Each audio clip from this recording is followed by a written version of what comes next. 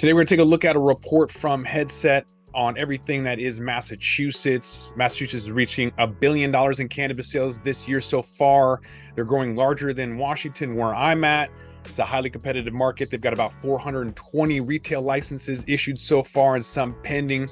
They're also one of the more vertically integrated spots in the entire country, making them incredibly competitive. So we're going to take a look at Massachusetts cannabis market, exploring their sales growth, product categories, brand concentrations, demographics, and all of that coming up. It's only entertainment. Welcome back to the Talking Hedge. I'm Josh Kincaid, capital markets analyst and host of your cannabis business podcast. To help me dive into all of that is Jimmy Young. He's the host of the Green Rush podcast every Friday from 4 to 6 Eastern, produced by Pro Cannabis Media, talking about all things cannabis. Jimmy, thanks for being with us on the Talking Hedge. Happy. I love when you connect both coasts with cannabis and bringing us all together. All right, diving into this first one about the size of the cannabis marketplace in Massachusetts. By market size, I mentioned that it's bigger than Washington.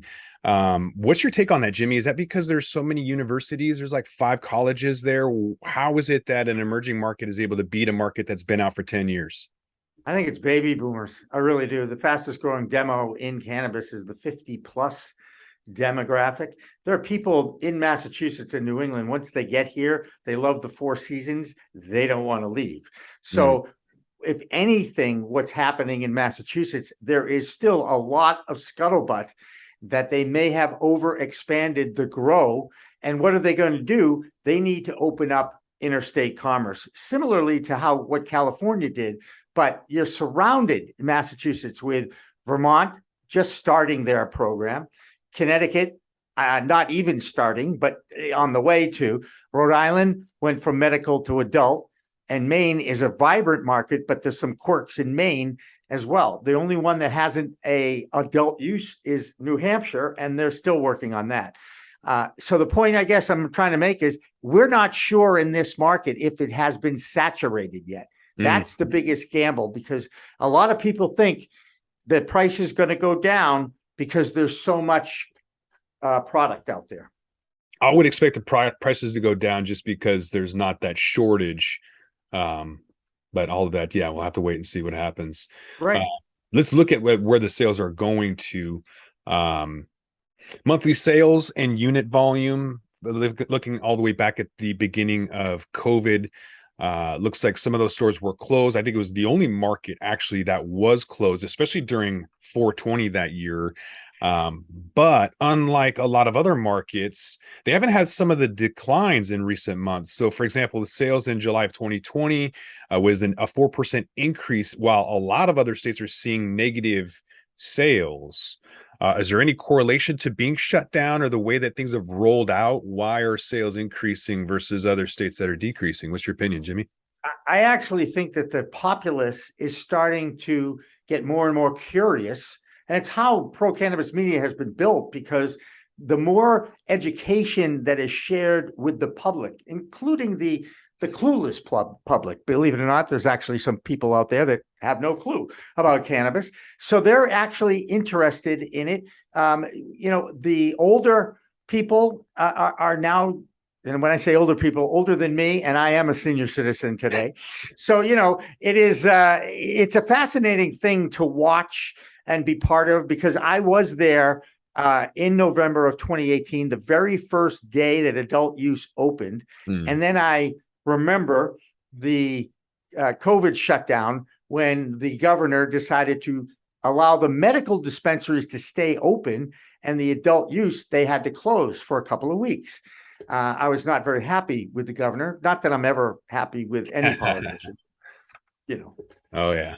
All right, let's break this down into product categories and see what's happened at the individual SKU level. Gotta be Flowers King, right? Flowers King. It is, but what's interesting though is it's at the same level California is, which is a very mature market. So it's already at 40%. So that's surprising to me. I would expect it to be a lot higher, but it tells me that the people that are consuming know what they're doing. So similar to the US average, some subtle differences, like when you look at pre-rolls, that's at 17% and very low concentration. concentrates sales. Right. So high vape pens, high pre-rolls are typically normal. You'll see high vape pens in a conservative area or when people want to take it on the go. But the dual level tells me that people are taking vape pens to work and pre-rolls to the party. That What's your sounds take? like behavior that I've observed. I'm not going to deny that. Okay. Certainly, look, I think we all know, if we're savvy enough to have tried all these different products, the vaping of the cannabis, whether that be vaping flower or vaping concentrates, is the most convenient, and you don't smell it. Okay. It just doesn't smell like it would be a burning joint. Mhm. So there is that appeal to the mobility of titration, as they say, to take the medicine, to take and partake in the cannabis experience. It's much more mobile, not as in your face smell, and that's why it's sustained. However, when you look at the flower versus flower, even New Frontier data comes up with the same thing. 49% of regular users of cannabis use flower. Yeah, I think once it gets down to 40, then you start getting, I think, at the bottom, and at a more mature market. Let's look at some like less sold product categories. Massachusetts still has higher than average sales in capsules and beverages and tinctures. Now, Than what the does that tell? Hey, now, Josh, you're the analyst. What does that tell you uh, about Massachusetts? to your point, there's a lot of baby boomers using products out there. And educated. They understand, they know how to use this thing called Google, and they are actually educating themselves. When I got my medical card in 2013 in Massachusetts, literally in the first week that I had the opportunity to, it was a lot of things. I walked into the bud tender in the one place that was near where I lived, and I said, I'm not sure I want to smoke this anymore. What other things do you have? And he gave me edibles, and then he gave me a tincture. I think he gave me a capsule, to your point. And yeah, over the last few years, I've tried them all, and I don't like the edible high at all. It's too much of a body high for me. I use it to distract me from my chronic pain that I have from 4 surgeries in the last 23 years and the arthritis that is throughout my body. So in my own personal experience, which is what I'm willing to share this, I got misdirected, if you will, because the guy told me, take off a third of this 100 milligram edible chocolate bar. Well, I took it at 10 o'clock at night after probably 1.5 martinis and a few hits of a vape pen, probably. And at 4 a.m., I woke up with the whirlies. Okay. And I managed, by the way, everybody has a great edible story. Oh, yeah. And right. So, that David Ortiz, Big Poppy, the Red Sox guy, right, just got into the Hall of Fame. When he held his press conference announcing that he was in the cannabis space, he said, yo, man, one of Elena asked him, are you high now? And of course, the whole room laughed, right?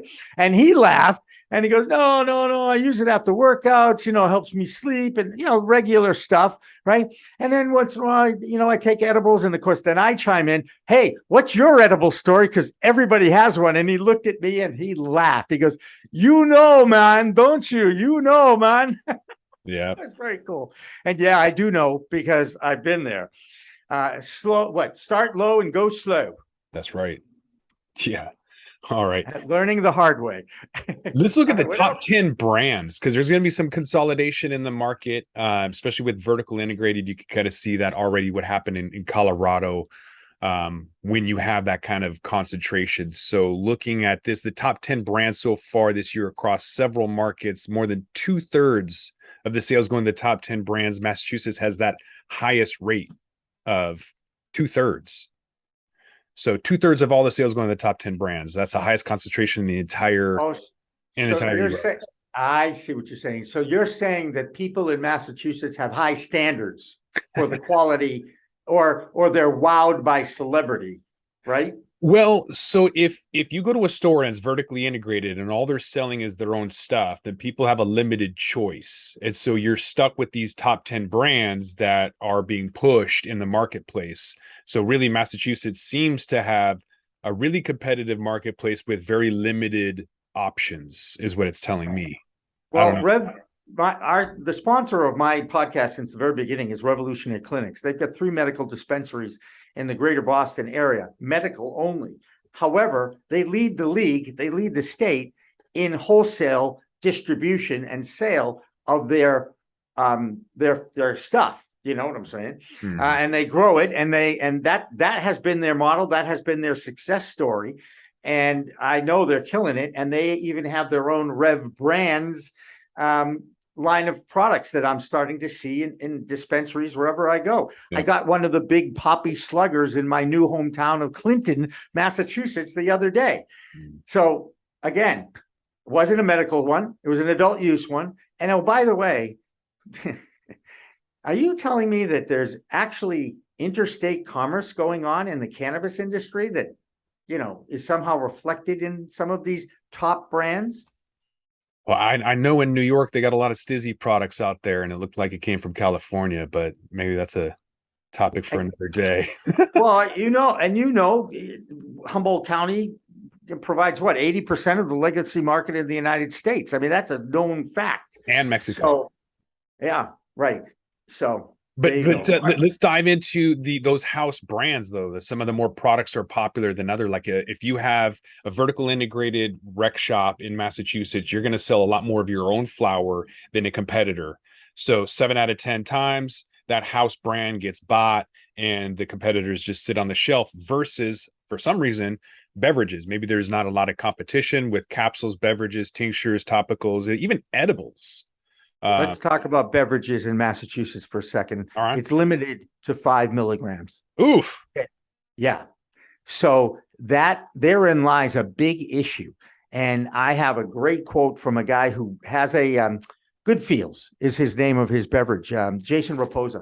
And when we interviewed him, he gave me a great soundbite, a little piece of the interview I have since taken, because one day I am going to share it with some key medical people.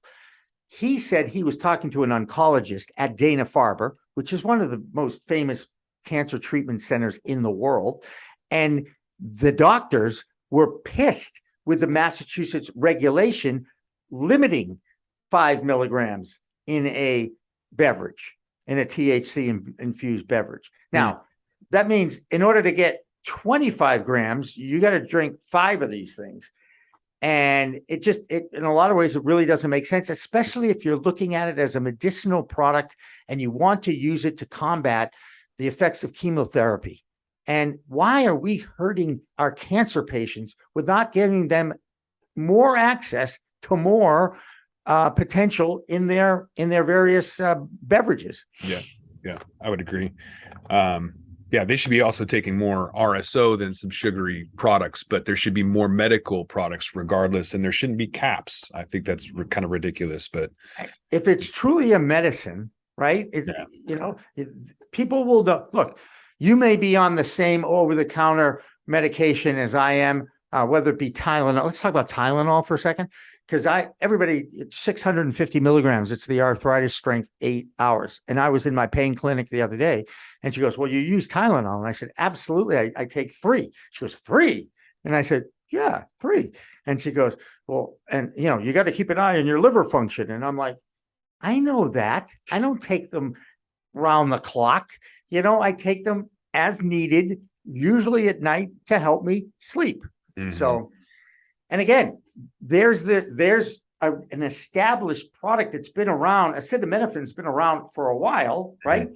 So there's a lot of knowledge, Josh, that still needs to be done. A lot of research that still needs to be done, and we can learn so much from that. But we all know that what affects me one way may not affect you the same way. Acetaminophen is a report just came out that it could cause autism. So you want to check that. A friend of mine, I think, died because he took too many. He took 12 a day, and his body was in a constant state of dis-ease, and that disease created an autoimmune disease, and he died of multiple sclerosis. So and again, we have an endocannabinoid system. We don't have an acetaminophen, system. Right. But too much of anything is a bad thing. Yeah. It's learning how to be a responsible user of this product. It's our mantra in the industry, and it continues to be here at Pro Cannabis Media too. Yeah. Well, let's look at this final graph that's showing young people like Gen Z millennials are seeing more sales than average, especially with female consumers. There's a lower average from male consumers compared to the U.S. market. Gen X makes a larger portion of the market in Massachusetts as well. Baby boomers are contributing about the same exact amount to the Massachusetts market than they do in other states, which is around 8.5%. Okay. And I look at that, and it doesn't surprise me. Look, one of the biggest issues in sharing knowledge about this plant is nobody has access to traditional television or radio, which is still the biggest media out there in this space. So so the only thing that they get to use are the billboards. And if you drive up and down the Massachusetts Turnpike, you're going to see about 50 cannabis billboards. Now, I come from media for 40 years. I've been in it since 1977. And I got to tell you, over that period of time, billboards at one point were really, really used, but it's kind of looked down upon now by marketers because there's no control, there's no collection, there's no engagement other than people, the number of cars driving by seeing that. And how do you regulate the over 21? Hey, if you're under 20, don't look at that billboard. I mean, come on, right? So but this is what's going on here. It's 4 years into it. November 2018 is when it all started for adult use. And by the way, I do not like that word recreational. I don't take Robitussin recreationally. Do you know what I mean? I take it when I need it. Adult use is a better term. What's that? Sorry. Adult use versus recreational. Right. Term. Right. And our politicians, obviously make that mistake on a regular basis. And again, showing their ignorance and laziness. Learn. My goodness gracious, every day I get another newsletter about another research study about the use and how people are using this in legal states, illegal states. We all know that the legacy market is still alive and well in many states because they can undercut the market price of tested legal weed. So there's still plenty of issues out there, aren't there, Josh? There are, and a lot of them are being talked about on Pro Cannabis Media and the Green Rush. Where can they find you at, Jimmy? Hey, really and truly, we're live streaming 24/7 now, 7 days a week with different programs. So on Monday, all day long on my website, Pro Cannabis Media, our Roku and Apple channel, PCM TV, is In the Weeds with Jimmy Young. Tuesdays is American Cannabis Report, and also some of the other programs that we are involved with. Wednesday is Calling All Growers, the brand new show that we're doing with Liz Grow out of Austin, Texas, which is just going like gangbusters. We're very excited about that. Thursday is the news all day. We talk news. Friday is the Green Rush show. That's our business of cannabis. And we're streaming these shows. We call it the daily binge, so you can watch each one of those. And my personal favorite, I'll be honest, it's not my own show, by the way. It is the Saturday show with Dave Briggs, who is a former NBC Sports reporter and now works at Yahoo Business in the afternoon as their lead anchor. And he's interviewed some of the biggest names in sports. And being a former sportscaster, hearing Paul Pierce talk about his weed use, Gary Payton talk about his weed use, Calvin Johnson, the Megatron, and Rob Sims, a teammate of his. These guys are all in the business. Kyle Turley, right? Darren McCarty. I can keep going.